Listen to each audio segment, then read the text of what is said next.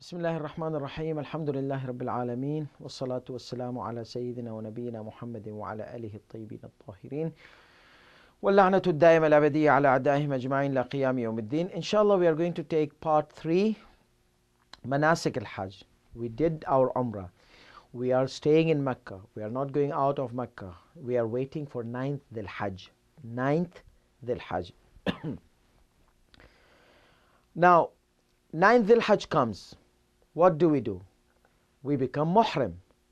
I'm just briefing it and then we'll go quickly. I'll become Muhrim. Remember how we became Muhrim? Same way, same condition, same ruling, except the place is different. Now the place of Ihram is Mecca. The place of Ihram is Mecca. The place is different. Number 2, the intention is different.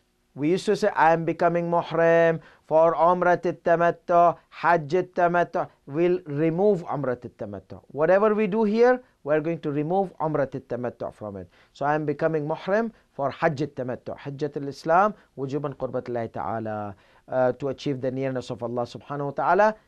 لبيك اللهم لبيك لبيك لا شريك لك لبيك إن الحمد والنعمة لك والملك لا شريك لك لبيك. As we did before. Here we became Muhrim. But where will we become Muhrim? Do we have to go to the Miqat, Yalamlam and these and Qarn al-Manazil? No. Your Miqat is Mecca. Your Miqat is Mecca, the place where you become to. And it is better to be from Masjid al-Haram, from the inside sacred mosque, if you are able to do. And of course, some of the Maraja, they say it needs to be in old Mecca, ancient Mecca. That means the Mecca, which is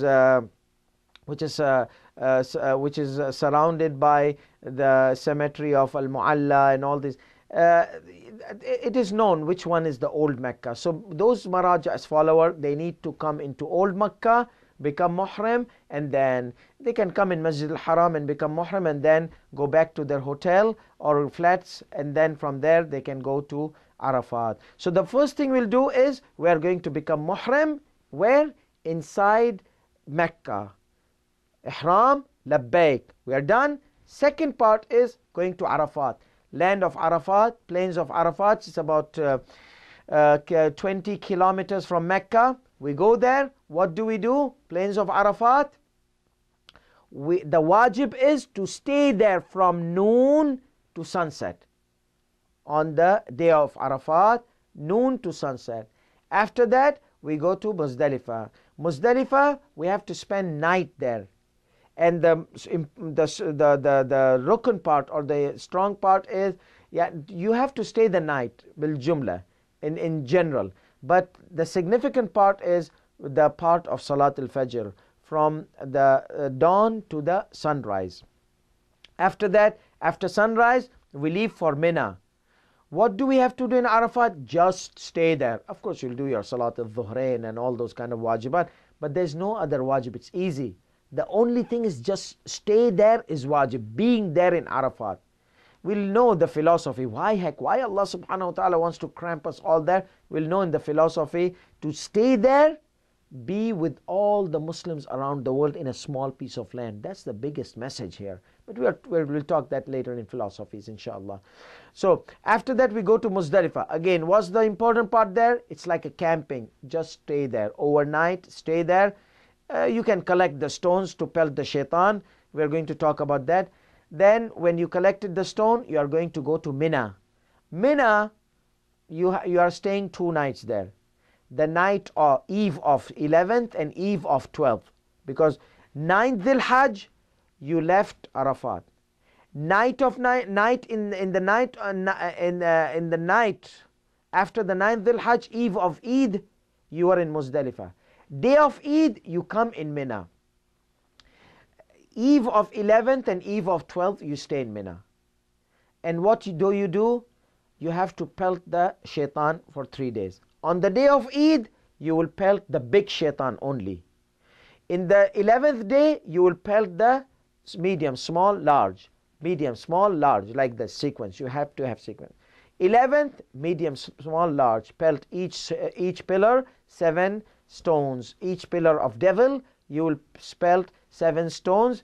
And after that, you are done with Amal Mina. Of course, on the day of Eid, beside pelting the shaitan, the big shaitan, 7 stones, the big devil pillar, 7 stone, you have to also give sacrifice.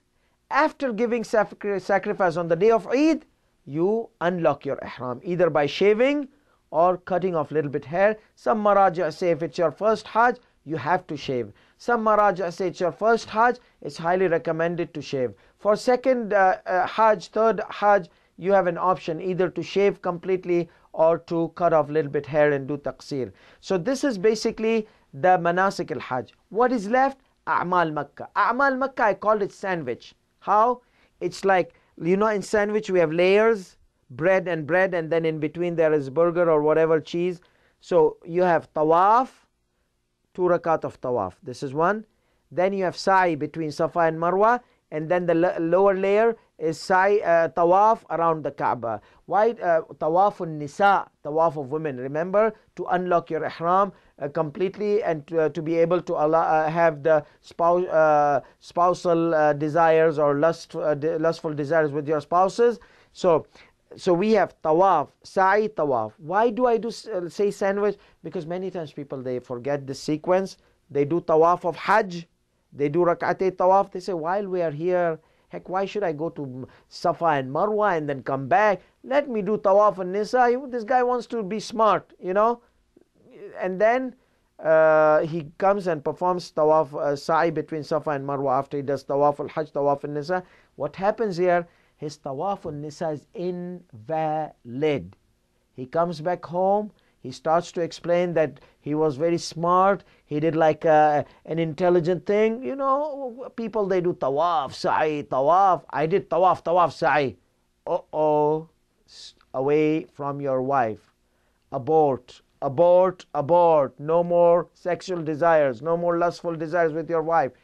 You need to send somebody or represent somebody to perform on your behalf tawaf of nisa, because you were told to do the tawaf, sa'i tawaf. Why did you do like that? So that's why I just tell you, remember the sandwich. Tawaf, sa'i, tawaf. Tawaf, walk between Safa and Marwa, tawaf. Don't you become smart and try to do both together. And that's it. That's all manasik al-Hajj. We are going to talk about details. What are the wajibat?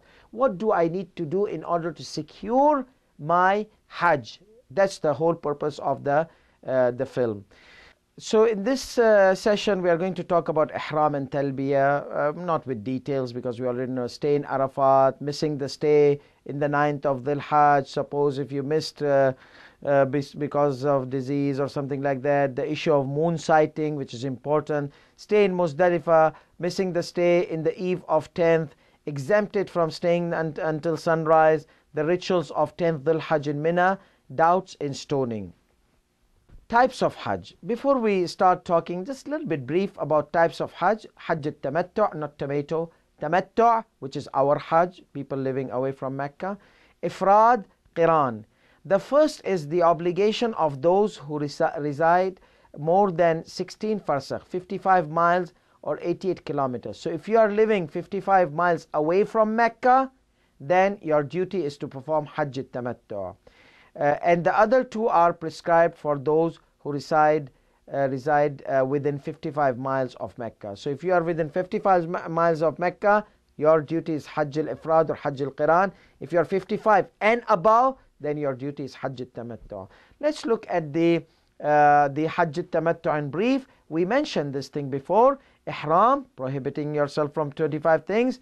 Labbaik, unlocking the intention. Tawaf around the Kaaba, Salat of Tawaf, Sa'i between Safa and Marwa, and unlocking the Ihram by Taqsir. This was in Umrat al-Tamattu'. We did it. Now we are in Mecca. We are waiting for 9th Dhul Hajj. 9th Dhul Hajj comes, we become Muhrim inside Mecca, prohibition from 25 things, saying Labbaik, locking the intention.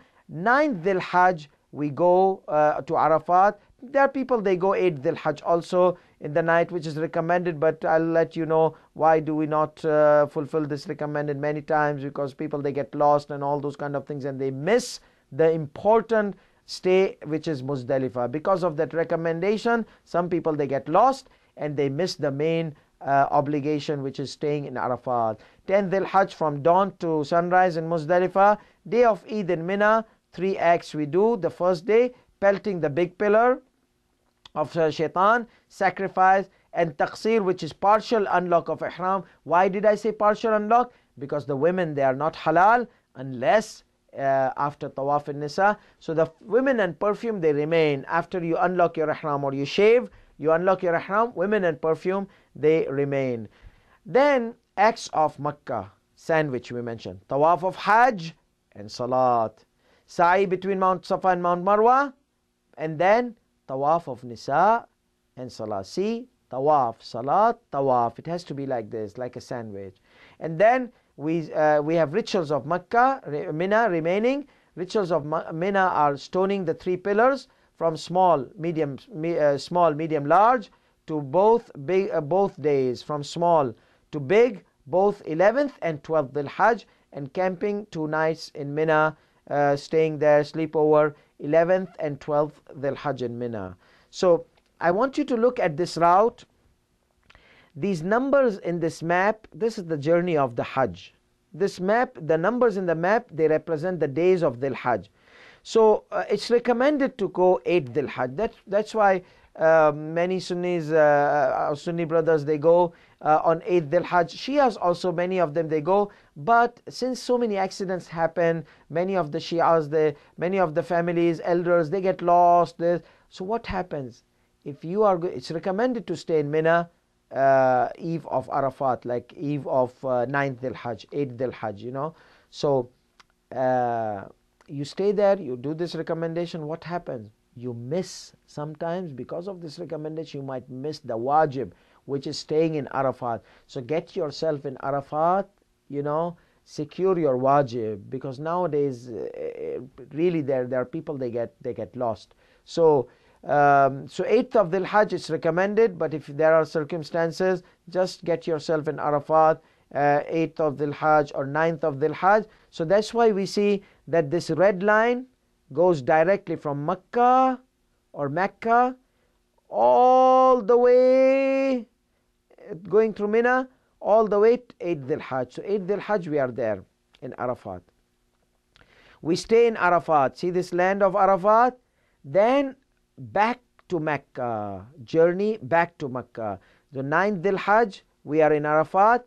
9th Dhul Hajj, we leave Arafat after sunset. After Maghrib, we leave where? See, the line is coming back to Muzdalifah. This is 9th Dhul Hajj. We stay there the whole night. 10th Dhul Hajj, we leave for Mina. We leave for Mina, which is the 10th Dhul Hajj. We leave for Mina on 10th Dhul Hajj, and it's the day of Eid. We arrive Mina, and then we pelt the big shaitan. See, Jamrat complex. This is the bridge of Jamarat, where the bridge of pillars of shaitan, pillars of devils, they are there underneath, small, medium, large. So you go down and you pelt the big pillar. The big pillar is at the end of the bridge. You pelt the big pillar, and then you go and perform your sacrifice. This is the day of Eid, 10th Dhul Hajj. And then you shave your head or do taqsir. For women, it's taqsir, cutting off the little bit hair, and unlock yourself, except for the perfume and women, perfume and sexual desires. And then we have these numbers. You stay 11th and 12th. That means 11th day and 12th day you pelt the 3 shaitans. 13, there are some circumstances, people, they might stay 13th of Dhul Hajj. And then what happens? See the arrow coming back. You come back after 13 or on 13 and do the rituals of Mecca, sandwich. You can do this sandwich procedure on 11th Dhul Hajj, on Eid day. After you are done, and if you are not tired, you can come and perform your sandwich duties. Or if not, the duties of Mecca. If not, 11th Dhul Hajj. If not, 12th Dhul Hajj. If not, 13. You can do it. We are going to talk about that. So this is our journey. Again, 8, you start from Mecca, you go to Arafat, and 9th, you after sunset, you go to Muzdalifah. 10th on sunrise, you go to Mina, you pelt the big shaitan, and then you go and slaughter your goat or sheep and then unlock your ihram, partial unlock, and then you have the right to go to Mecca to perform the sandwich rituals and become halal completely from the perfume and lustful desires with spouse also on the same day of Eid, 11, 12. And then we have A'mal Mina, rituals of Mina, two things: staying in Mina, camping in Mina 2 nights, 11th and 12th, and pelting the eve of 11th and eve of 12th, and pelting the shaitan, medium, small, large, both days, 7, 7, 7, 7, 7, 7. Let's see the ihram. I'm not going to explain this because it has already been explained. I'm just going to scroll through it.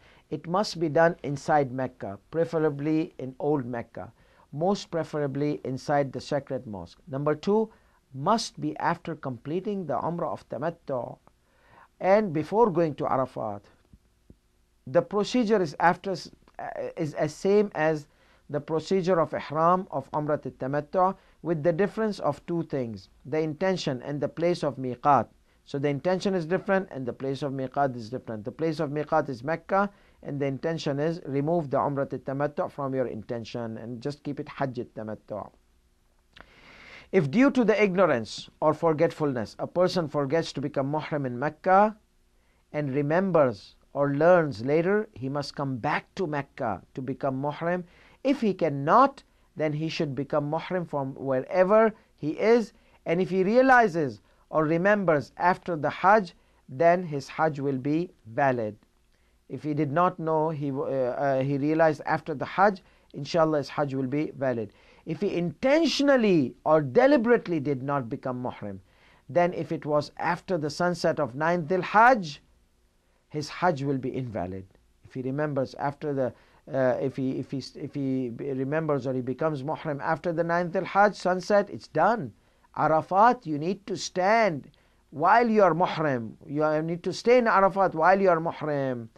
His Hajj will be invalid. And if it was before then his Hajj will be invalid, though he will be considered a sinner. Though he will be considered what? A sinner. So in this case, his Hajj will be invalid, though he will be considered sinner. So he did not become muhrim. Where did he become muhrim? He intentionally did not become muhrim. Then he became muhrim when? After the sunset. We will say, kiss your Hajj goodbye. Before the sunset, we will say, Mashiha, okay, yallah, come on, but you are a sinner, you need to repent because it was sin intentionally not performing ihram. As long as he did ihram, he became muhrim in Arafat, that shouldn't be a problem, but it's a sin because he deliberately did not. Stay in Arafat. The essential stay is a part of 9th Dhul-Hajj, from noon to sunset. By that, the Hajj will be correct. However, if he did not attend the whole time from noon to sunset completely, deliberately, he will be a sinner, but his Hajj will be valid. So if he attends a portion of because the pillar is staying a portion of Arafat. From noon to sunset, it's an obligation. So if you mess up the obligation, you will be considered sinner. But as long as you stayed in Arafat for some time, then your Hajj is okay. So deliberately, you'll be considered sinner. Unintentionally, of course, there is no sin in it. One must stay inside the boundary of Arafat. For example, some part of the Namira Mosque, Masjid al-Namira, many people, they go and do worship in that masjid, is out of the boundary of Arafat. It's very important because you are making intention that I'm staying in the Arafat, lands of Arafat, from noon to sunset on the 9th of Dhul-Hajj for Hajj al-Tamattu, Hajj al-Islam, and you are out of the Arafat, then your Hajj has problem here. So one must stay inside the boundary. Making an intention, a person must not sleep the whole time. Yes, if he makes the intention and then sleeps the whole time or becomes unconscious, then there is no harm in it. But you did not make an intention, you slept before Dhuhr, you woke up after Dhuhr, or you slept after Dhuhr, on the Dhuhr time, you did not make intention. So you need to make an intention, then go to sleep, that's fine. But if you don't make an intention and you slept the whole time, then there's a problem. The intention can be delayed after performing the ghusl and salat of Dhuhr and Asr. The intention can be delayed after. So it's mustahab to do ghusl on the day of Arafat. That's why you are exempted. If you are going to do ghusl, then make an intention after ghusl, because it's recommended to make the intention with the ghusl. That's because there are special narrations narrating. Missing the stay in the day of 9th Dhul Hajj. So when you miss the stay, what happens? If for some valid reason, such as forgetfulness or ignorance or any other excuse beyond the control of a person, the primary stay of the day was missed completely, then such person can stay a portion of the night of 9th Dhul Hajj. Like from noon to sunset is missed, then you can stay a portion of the night of that eve of 10th Dhul Hajj, and his Hajj will be valid. This is if such stay in Arafat at night will not be a cause to miss the stay in Muzdalifah. Suppose if you stay in Arafat that night, you go to Muzdalifah, you will miss the night in Muzdalifah. Then just go to Muzdalifah. Otherwise, he must proceed to Muzdalifah in order to observe the stay of dawn. Muzdalifah is more important than Arafat. If you miss the Muzdalifah, then you kiss your Hajj goodbye. So if you are going to stay Arafat at night because you missed the noon time, noon to sunset, you are going to stay at night, and then you go to Muzdalifah and you miss the Muzdalifah, then we have a problem. If a person intentionally and purposely leaves Arafat before the sunset and does not come back, then he will have to be penalized with slaughtering a camel. He will have to give a penalty of a camel if he leaves Arafat intentionally before the sunset. The issue of moon sighting. Since the rituals of Hajj are based on the lunar calendar, and the month of Dhul Hajj must be proven properly by moon sighting, so if the Saudi government announces it, and if it corresponds to be the true sighting, then there is no problem. But if it does not, then there are two options. Okay, number one, if a person can go back and perform whatever true responsibility is, then he must do so. If not, then performing the rituals of Hajj based on such date is problematic, and on the basis of obligatory precaution, his Hajj will be invalid. Sayyid Sistani, may Allah protect him, gives his followers permission to refer to other great jurists who give the permission to perform the Hajj with the government whenever going back is not possible. If you cannot go back and perform the Hajj, then if you cannot go back and go into Arafat, because they will be celebrating the Eid 10th Dhul Hajj, and you will have to go back 9th Dhul Hajj and do the stay in the Arafat, and then when they will be performing 11th, that will be your 10th Dhul Hajj, your Eid day. If you cannot do so, then your Hajj is invalid on the basis of obligatory precaution. That means you can refer to another marja who permits, and there are many maraja. They say you can perform the Hajj with the Muslims there. Some say for the sake of Islamic unity, some say for the sake of fear and taqiyya. Anyhow, there are many maraja. They have different ways to give the followers permission to perform the Hajj on that day, which is not the right day of Hajj. It's not the right day of Arafat. It's an 8th Dhul Hajj. How can you stay on 8th Dhul Hajj? They said that for the taqiyya, for the fear, if it's not possible, they might harm you, just do your Hajj with them, and inshallah Allah subhanahu wa ta'ala will accept it. The stay in Muzdalifah we mentioned, which is important. The stay must be in the boundary. Again, the boundary is important, especially Muzdalifah is smaller than Arafat. Be careful. Do not be in a place where it is not a part of Muzdalifah. The essential is to stay a part of night or the eve of 10th Dhul Hajj, and the obligation is to stay until the morning, and the precaution is until the sunrise. So we have Muzdalifah. A part of night is pillar, rukun, must.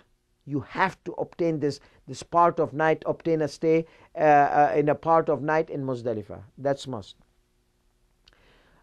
Staying the whole night until dawn is an obligation, and on the basis of obligatory precaution till sunrise. until the morning, and the precaution is until the sunrise. So if he leaves before the sunrise or the morning deliberately, his Hajj will be correct, but he will be considered a sinner, and there will be a penalty of sheep. There will be a penalty of sheep. However, if he left before the morning unknowingly or had a valid excuse to do so, then there is no penalty on him. Staying only in the time between the dawn and the sunrise does not affect the Hajj, but will deem a person who deliberately does it as a sinner. Many people, they will go out of Muzdalifah and they will come back Fajr time, and they will stay there from Fajr to sunrise. That is not right, because you are supposed to stay at night. It will be considered okay, your Hajj will be correct, but it will be a sin. You will be considered a sinner. So staying the night in Muzdalifah in general is an obligation. Again, the map of route, I'm not going to repeat the illustration, it's just to show you where we stand in Muzdalifah now. And these are people on your right hand side, they are collecting the stones in Muzdalifah. Muzdalifah, we mentioned, the wajib is just to stay there. And for stones of pelting the shaitan, it needs to be from the land of Haram, sacred land, which includes Makkah, Mina, Muzdalifah. From any of these places you can collect the stones to pelt the shaitan. The obligation is there. It's recommended to collect the stones from Muzdalifah. That's why if you see this illustration, Mecca, Mina, Muzdalifah, this is considered Haram. This is part of sacred land. Arafat is not considered part of the sacred land. So the stone must be from the Haram area. So these people, they are collecting stones. From your right hand side you can see, left hand side, these people are collecting, and these people, they are leaving for Mina. See how everybody goes in one direction, leaving to Mina. They are going towards Mina. So this is basically showing, how many stones you collect? You collect stones about, let's say, first day you will hit 7 stones, second day 21, 777, third day 21, 777, so 21, 21, 42 and 749. Collect 50, 55, collect extra. It's always good, because maybe you might not hit properly, you might need some extra stones. So this is basically the stay in Muzdalifah. And then missing the stay in the eve of 10th. What if you miss the stay in Muzdalifah? If you miss the stay, if a person misses unintentionally or by forgetting or any other excuse, both of the stays, either the stay of the night in Muzdalifah or the stay between the dawn and the sunrise, then he must stay a part of the day, 10th Dhul Hajj, from sunrise to noon. So we have wuquf ikhtiyari and wuquf ittirari. We have a stay which is compulsory, and we have a stay if the necessary stay is missed, then there is a secondary. If we have a primary stay is missed, then there's a secondary stay. So we have in Arafat, we mentioned, if you recall, the primary stay is from noon to sunset. And if a person misses that primary stay, then he stays a part of the night, eve of Eid. Eve of Eid, the 9th Dhul Hajj, when it ends, that night he missed the stay from noon to sunset.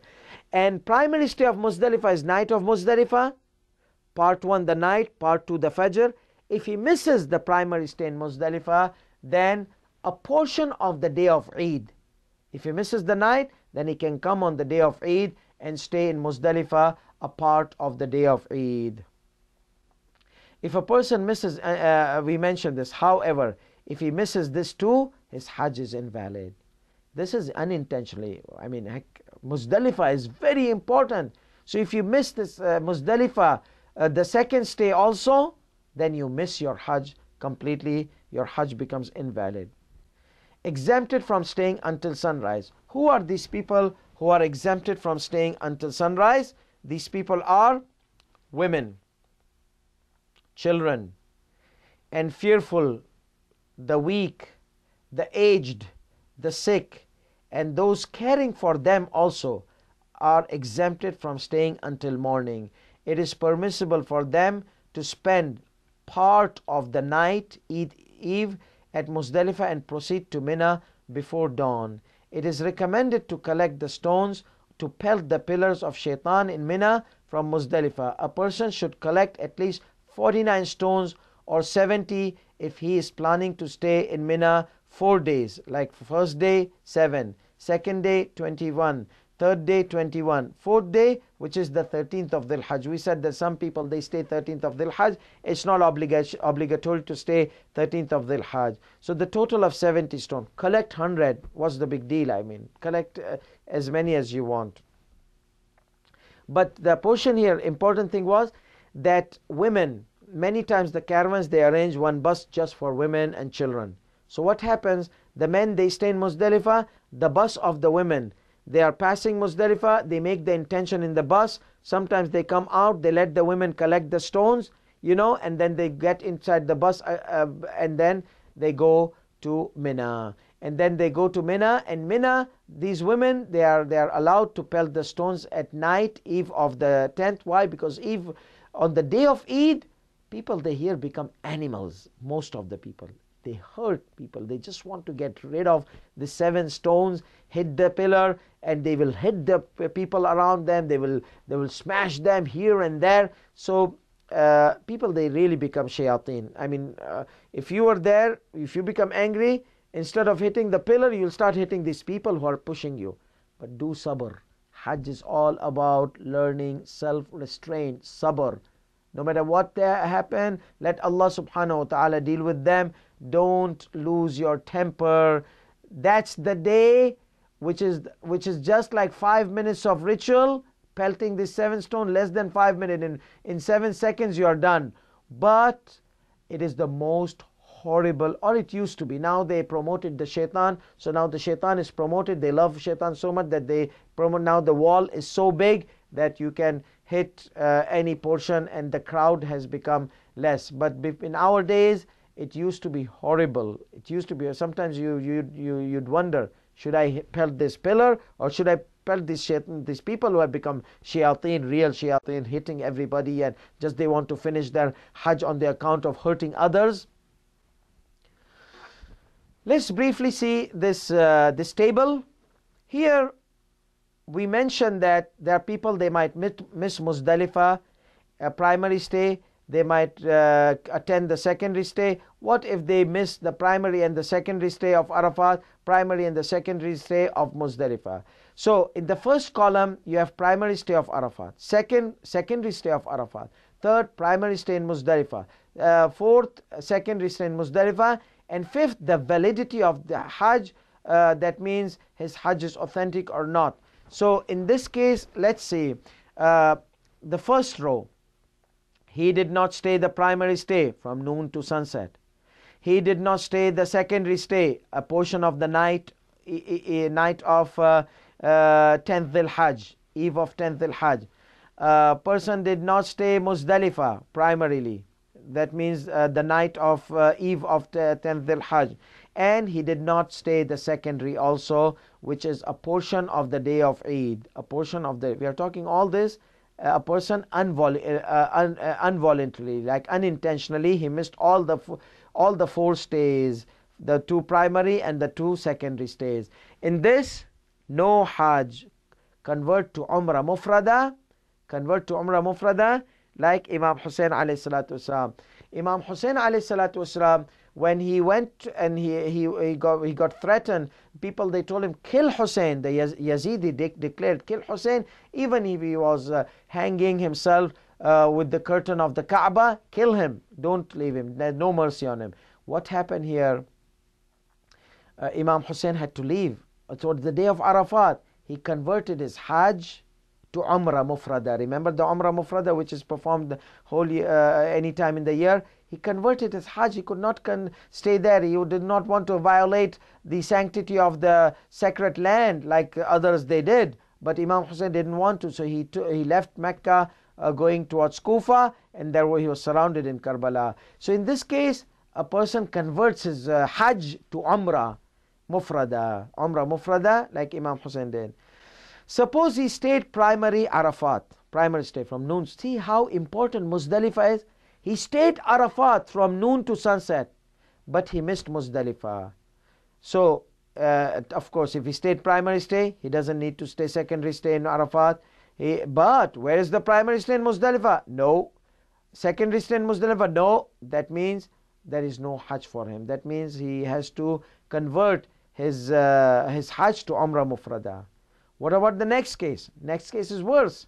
He missed his primary stay, and then secondary stay, he attended Arafat, but no Muzdalifah, no Hajj. Convert to Umrah Mufrada.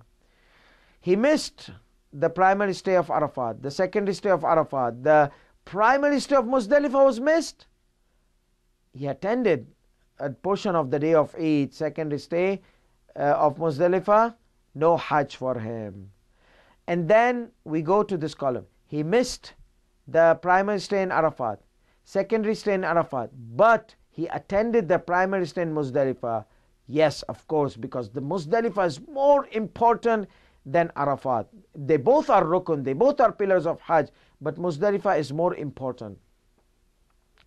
Then the row after, he attended, this is the natural Hajj. This row is natural Hajj. He attended the primary stay in Arafat, he attended the primary stay in Muzdalifah, of course his Hajj is okay.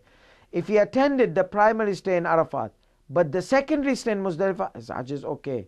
If they attended the secondary stay in Arafat and primary in Muzdalifah, his Hajj is obviously okay.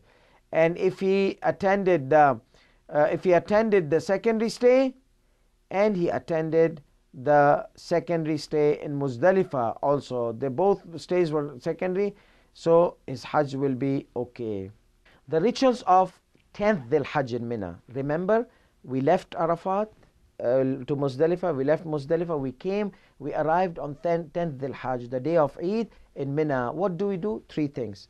Pelt the 7 stones to the big shaitan, sacrifice, shave, or taqsir for women, or for second timer, taqsir also.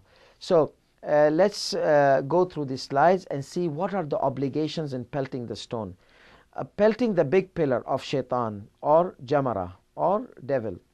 This is the station where the devil, he tried to deceive the Prophet Ibrahim ﷺ, and Prophet Ibrahim hit him with stones.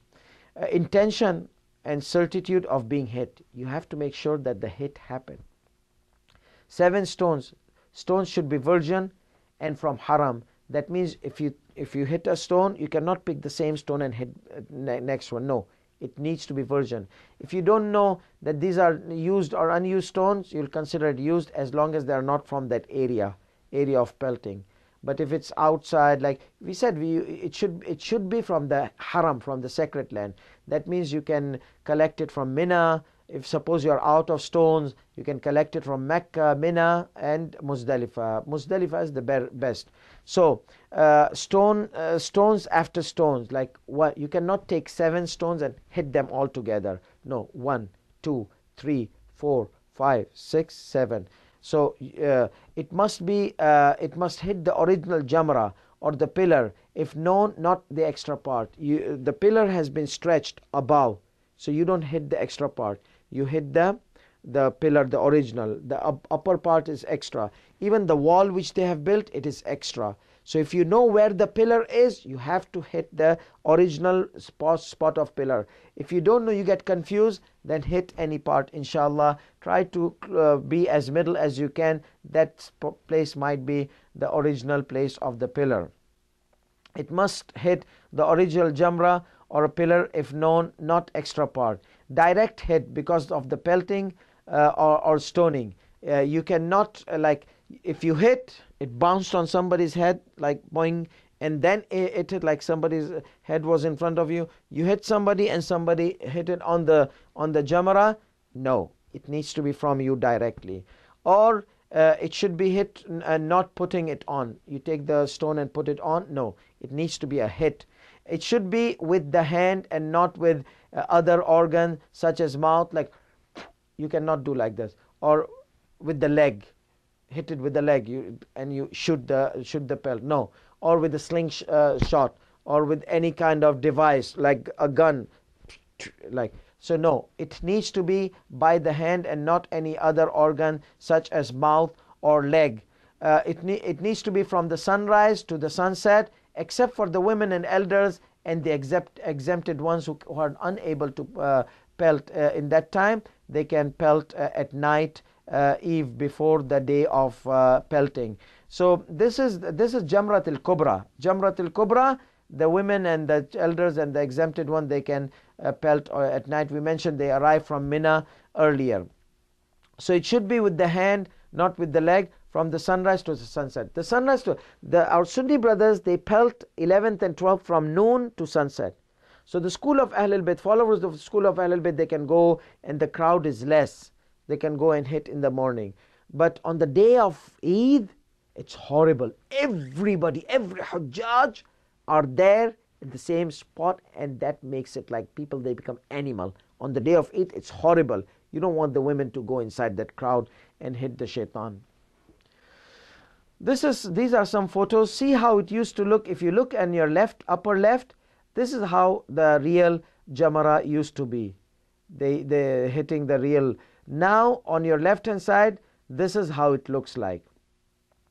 You can see there is upper level and lower level. You cannot hit from upper level because upper level is extra part. You have to hit from see the lower picture, lower on your right. That's the lower level. That's the lower level.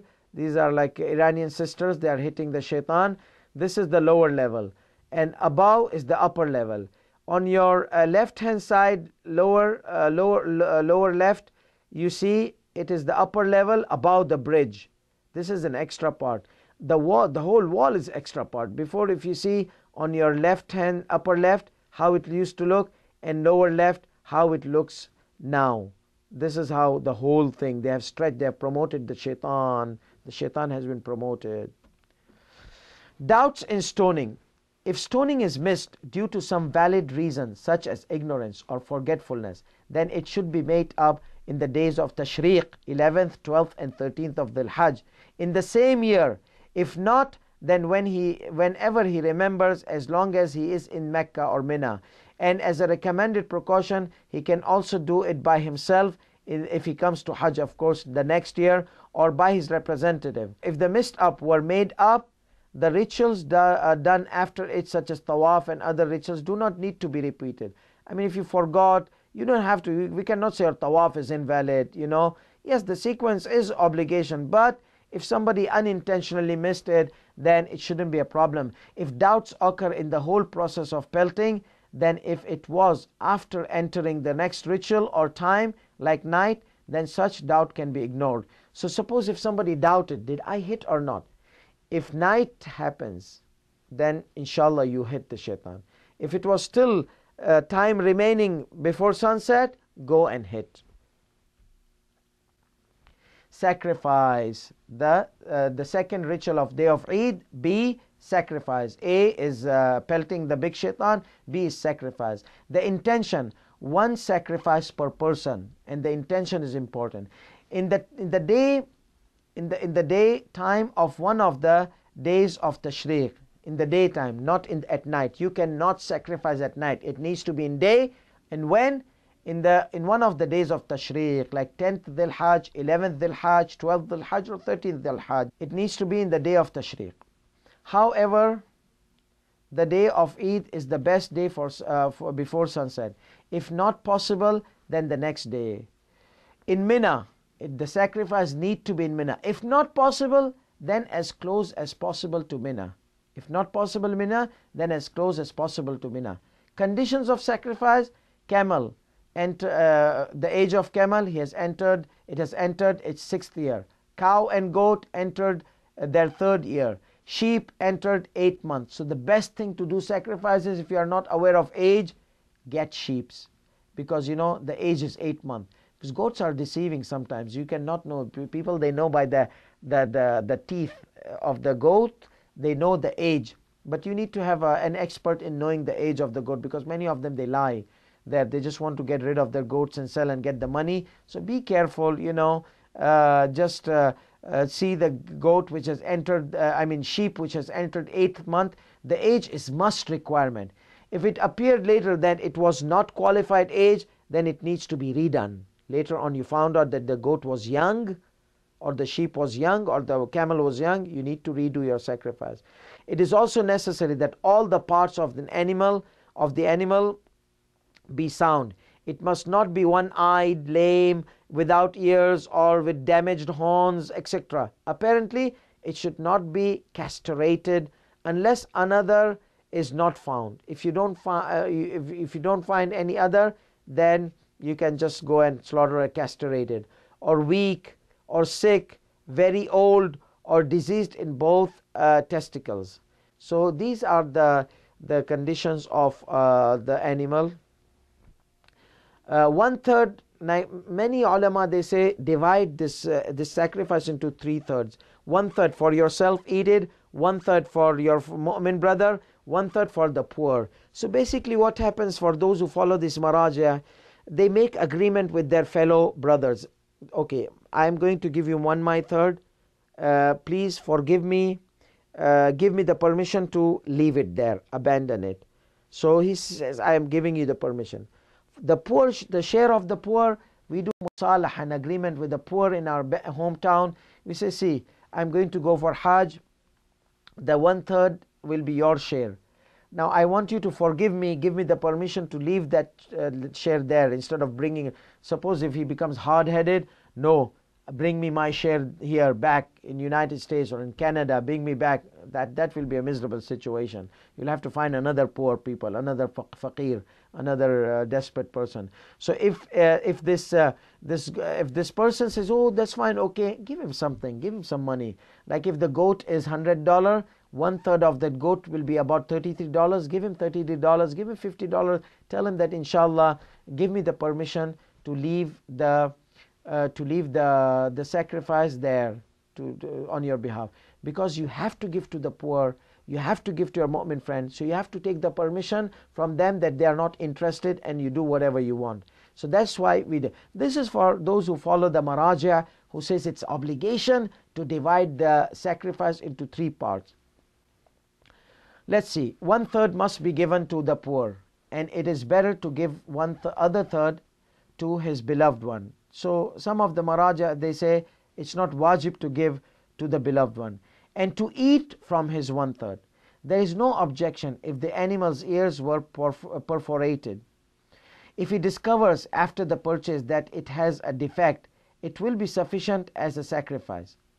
If the sacrifice was not obtainable in the days of Tashriq, then the time is extended to the end of the Dhul Hajj. You have to sacrifice in either 11th Dhul Hajj, 12th Dhul Hajj, 13th Dhul Hajj. But if you did not find any goat or find any sacrifice or find a way, then Sharia gives you the time until the end of Dhul Hajj. Other option, which is also from a person who cannot afford the money of the sacrifice, to fast 10 days, 3 days in the 7th and 8th and 9th Dhul Hajj, and in the status of ihram, and the rest of the 7 days when he comes back to his hometown. So this person who cannot afford the sacrifice, will tell him, okay, fast 7th, 8th, 9th Dhul Hajj while you are muhrim. That means become muhrim on 7th Dhul Hajj. Become muhrim on 7th Dhul Hajj. Become muhrim, fast 3 days there. And then when you come hometown, fast the 7 other days, 10 days. This is based on the Quranic ayat. If an agent must be Muslim. If an agent is representing, then the responsibility is not relieved until the agent confirms that it has been slaughtered. So the agent must be Muslim and the slaughterer must be Muslim. Now we come to the last part, which is partial unlock of ihram. Partially unlocking the ihram. Men have the option of either shaving the head or taqsir, cutting off the hair or nail. However, shaving the head is preferred. If it is, of course, for the first Hajj of the pilgrim, he should, as a matter of obligatory precaution, shave. Shaving is forbidden on women. They must unlock their ihram with taqsir. It must be performed in Mina on the day of Eid after pelting the big jamara and after purchasing the sacrifice. But delaying it after the sacrifice has been completed is recommended precaution. So it must be on the day of Eid after pelting the big jamara, big sacrifice, and after purchasing the sacrifice. So if you purchase the sacrifice, you have not slaughtered it, you can shave your head. So Sayyid Sistani says, either you purchase, either you slaughter. So if you did not slaughter and you have the sacrifice, you can shave your head and you can sacrifice next day, third day, doesn't matter. So and after purchasing the sacrifice, but delaying it after the sacrifice has been completed is recommended precaution. So you can unlock your ihram before sacrifice as long as you have purchased the goat or sheep. But it's recommended precaution that complete the sacrifice and there. If the shaving or taqsir is not done, it was not intentionally not done in Mina, then he must return to Mina. It has to be in Mina. If not possible, then send the hair to be buried in Mina. If possible, if not possible, the Hajj will not be affected and he will be considered sinner. So the shaving or the taqsir must be in Mina. If you didn't do, go back to Mina. If you did not, you have to do that. But if you are not able to, then your Hajj will be valid. This is we mention intentionally. But if the shaving with the blade will cause bleeding, then a person should choose the taqsir, because we said the only prohibited act which is permitted now is cutting off the hair or shaving the hair. Bleeding is still prohibited. So we said one of the 25 things is bleeding. One of the 25 prohibited acts is bleeding. So bleeding is still prohibited on you. So what you need to do here is you unlock your ihram. If you are going to use the blade, you are going to bleed, stop. Don't use the blade. If you know for sure, then use the taqsir and then you shave your head if you want to. So if the shaving with a blade will cause bleeding, then a person should choose the taqsir or shaving with a machine. So after this act, everything becomes halal except the perfume and the spousal entertainments between the husband and wife, of course. As we mentioned, that after you do the taqsir or shaving, whatever was haram becomes halal except for two things which are perfume and what? Perfume and spousal relations, the fulfilling the desires, lustful desires between the spouses. All these kind of things, they are going to be done after the tawaf, sa'i and tawaf, tawaful hajj, sa'i and tawaful nisa, as we mentioned before. Marriage contract can be performed now. Marriage contract, because marriage contract doesn't have any lustful things, it's just an agreement, if because of forgetfulness or ignorance it was done after the rituals of Mecca, then there is no need to repeat them. Like a person forgot to unlock his ihram. He went to Mecca and he did rituals of Mecca and he did everything. Oh my goodness, I did not cut off my hair or shave my head. Here we'll say that's fine. You don't. You can do the shaving or cutting of the hair now, but you can. You don't need to repeat all the rituals of Mecca and all the amal which you did after cutting off which are supposed to be after cutting off the hair, taqsir, or after shaving the head. Now we have rituals of Mina. We mentioned rituals of Mecca, the sandwich, tawaf, salat al-tawaf, sa'i, tawaf al-nisa, salat tawaf al-nisa. So tawaf of Hajj, the walk between Safa and Marwa, of course tawaf with the salat, and then tawaf of women plus the salat of tawaf of women. This is the sandwich. This you can perform either on the day of Eid after shaving, after unlocking your ihram, or you can perform it on the 11th Dhul Hajj or 12th Dhul Hajj or 13th. The earlier the better. The earlier the better. But what about the rituals of Mina? This is the last thing left. Rituals of Mina. Camping in Mina 2 nights, the eve of 11th and the eve of 12th.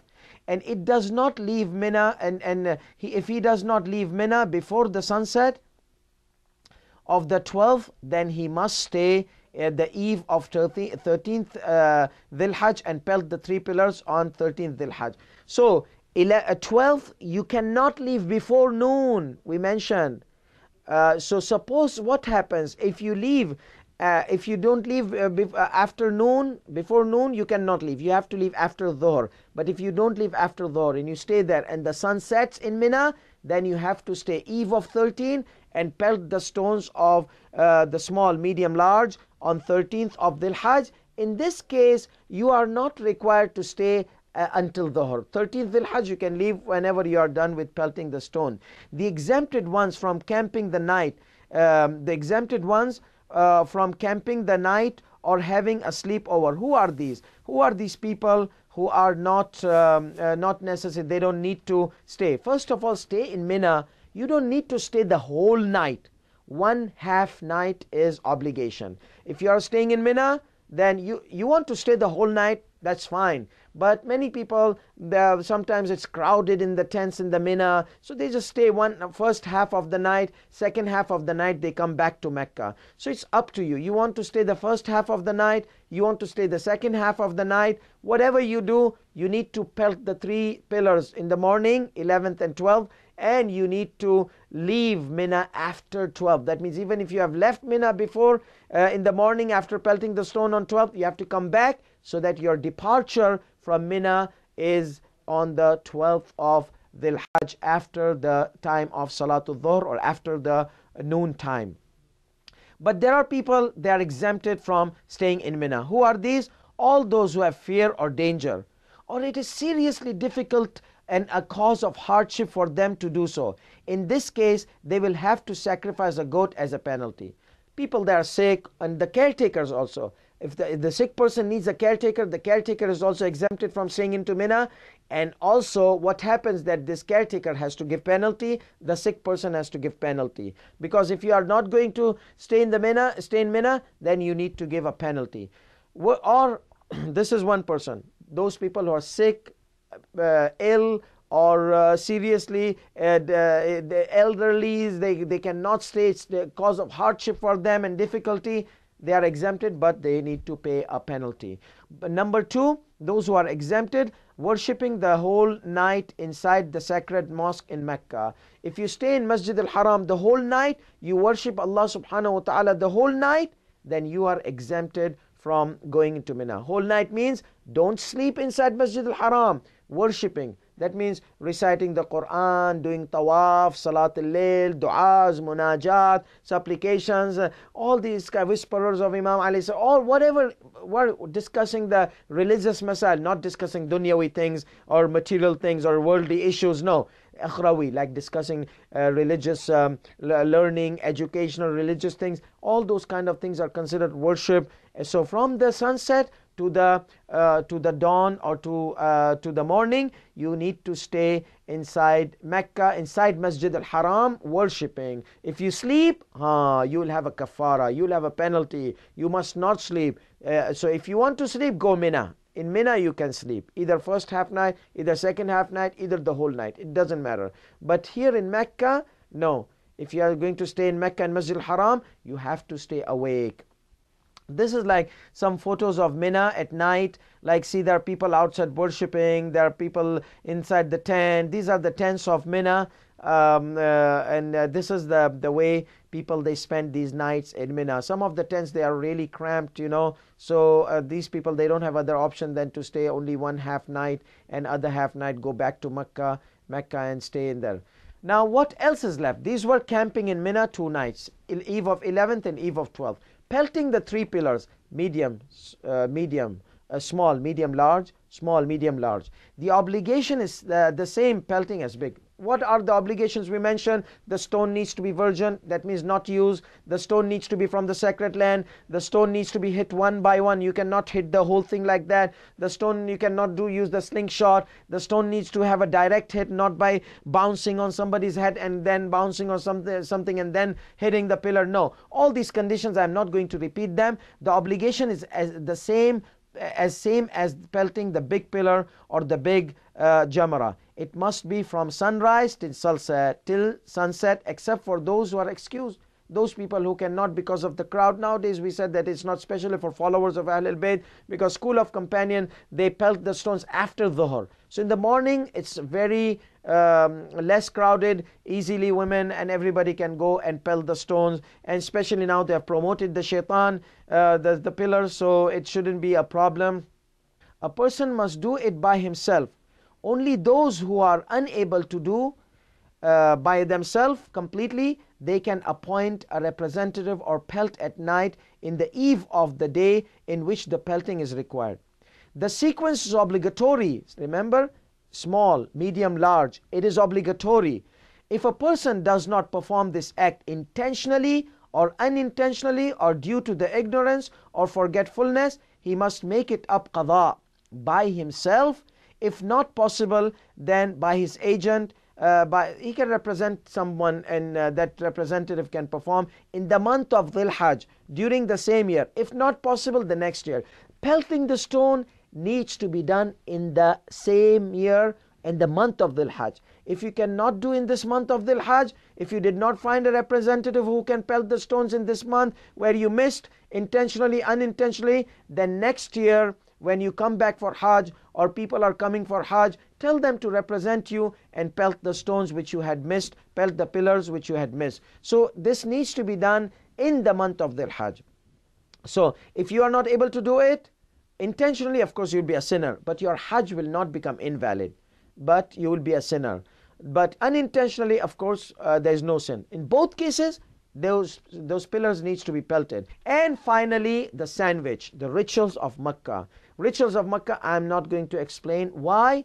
Because we already have spoken about the conditions of tawaf, the how to do the tawaf, the requirements of tawaf, and then sa'i, safa between the Safa and Marwa, the walk between Safa and Marwa, and the tawaf. The difference between tawaf al-Hajj, tawaf al-Nisa, and the tawaf which we did in Umrah, just intention. Everything is same, just the intention. Instead of saying I am performing tawaf of Umrah, you'll say I am performing tawaf of Hajj Tamattu, Hajjatul Islam, wujuban qurbatillahi ta'ala, for the sake of Allah subhanahu wa ta'ala, achieving the nearness of Allah subhanahu wa ta'ala. And Salat al-Tawaf, the same thing. So tawaf, Salat al-Tawaf, the same rulings, the intention is different. And then sa'i, walk between Safa and Marwa, will be also same. And tawaf al-Nisa, tawaf of women, also is the same way, but the intention is different. I am offering tawaf of women, tawaf of Nisa around the holy Kaaba for the Hajjat Tamattu, Hajjat al-Islam,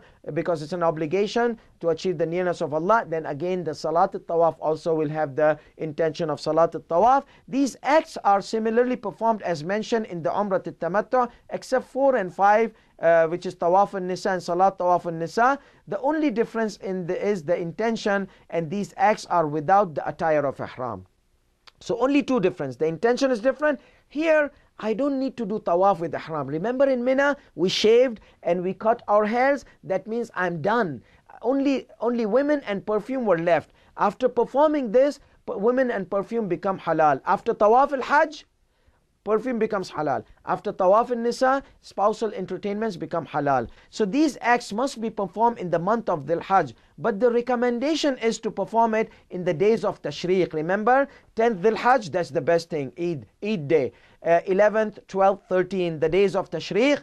In the days of Tashriq, especially the day of Eid after unlocking the Ihram. These acts must not precede the day of Arafat.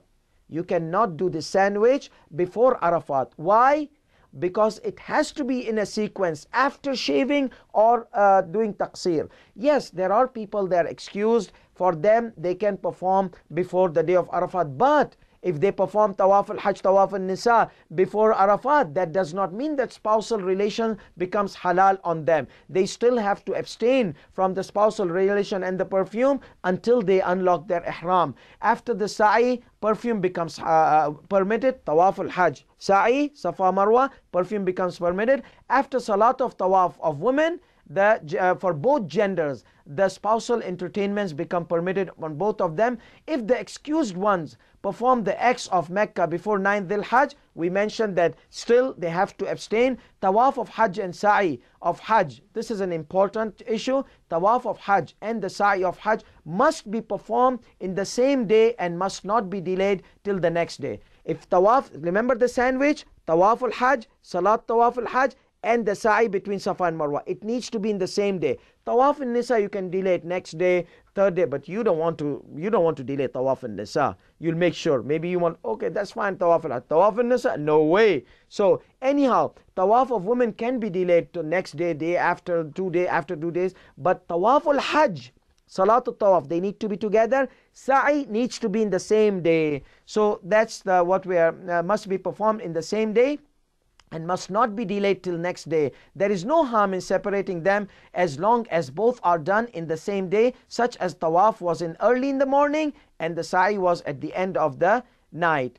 Rules regarding Tawaf al-Nisa: if missed intentionally, it's a sin. But will your Hajj be invalid? No, the Hajj will not be invalid. But you have committed a sin. But worse, you will not be able to fulfill your entertainments with your spouse. Your spousal entertainments will be haram. If you go back home, you have to appoint a representative. Call him, please perform Tawaf al-Nisa on my behalf. Or you go by yourself if you are able to. Unless someone performs Tawaf al-Nisa on your behalf, or you perform it by yourself, you cannot entertain, you cannot have your spousal entertainments. So those marital relations with the spouse, until he performs the Tawaf of woman by himself, and if not possible, then by his representative. If someone performs it before the Sa'i intentionally, remember that's why we said sandwich. Suppose if somebody did Tawaf al-Hajj, Tawaf al-Nisa and then the Sa'i, then he must redo it after the Sa'i,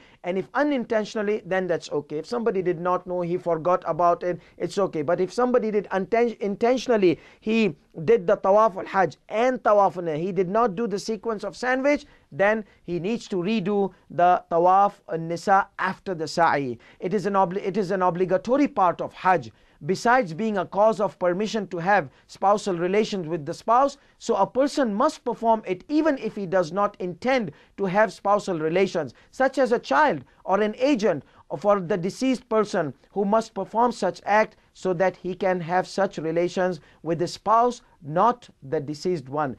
So for example, child, he's not married, or a bachelor, he's not married. Anyhow, it is a wajib. You are married, you are not married, even the deceased person, if somebody is representing Hajj on his behalf, he needs to perform Tawaf al-Nisa on his behalf also. But who will be affected if not performed? Not the deceased person. He will entertain his entertainments. But the person who's living, who's representing, the representative will be affected. He will have to avoid his spousal relations and spousal entertainments until the Tawaf al-Nisa has been fulfilled by the representative. وآخر دعوان الحمد لله رب العالمين وصلى الله على محمد وآله الطاهرين.